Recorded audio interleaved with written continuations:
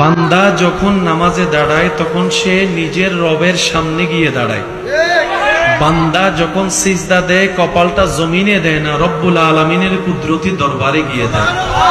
বান্দা যখন আলহামদুলিল্লাহ রব্বিল আলামিন পড়ে তখন সেই বান্দার সেই তেলাওয়াতের উত্তরে রব্বুল আলামিন হামিদানি আব্দি বলে উত্তর দিয়ে কথা বলেন, সুবহান।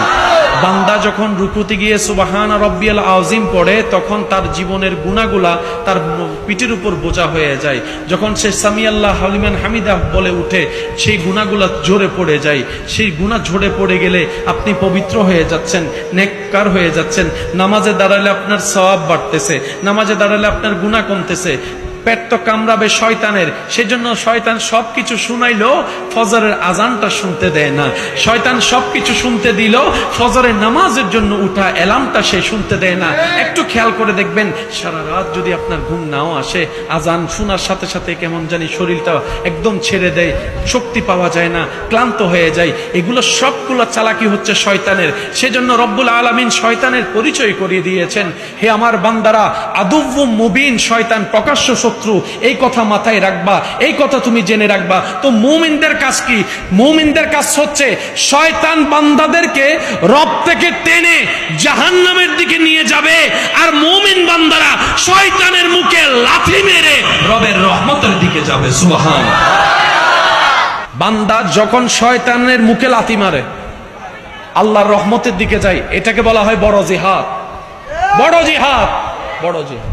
আপনার গুনাহ করার সুযোগ আছে, মনও চাচ্ছে, হাতও আছে, পাও আছে, মুখও আছে, চোখও আছে, আপনি নিজেকে একটু সবর করে কন্ট্রোল করে ফেলেছেন, এটাও বড় জিহাদ। আপনার গালি দেওয়ার ক্ষমতা সামর্থ্য মুখে আছে, মনের মধ্যে গালি খুব সুন্দর করে আসতেছে, কিন্তু আপনি রবের সন্তুষ্টির জন্য হজম করে ফেললেন, গালি দিলেন না, এটাও বড় সবর, এটাও বড় জিহাদের অংশ।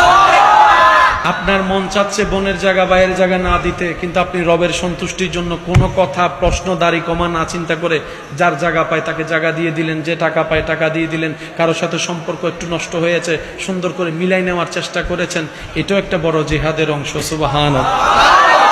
সেজন্য মনে রাখবেন, রবের দিকে আগানো মানে নিজের কল্যাণ করা, রবের সন্তুষ্টি হাসিল করা মানে মূলত নিজেরই কল্যাণ করা।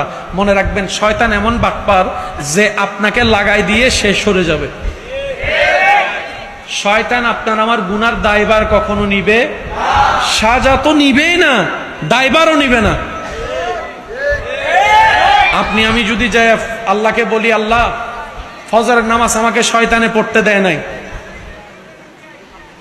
শয়তান আমাকে এমন এমন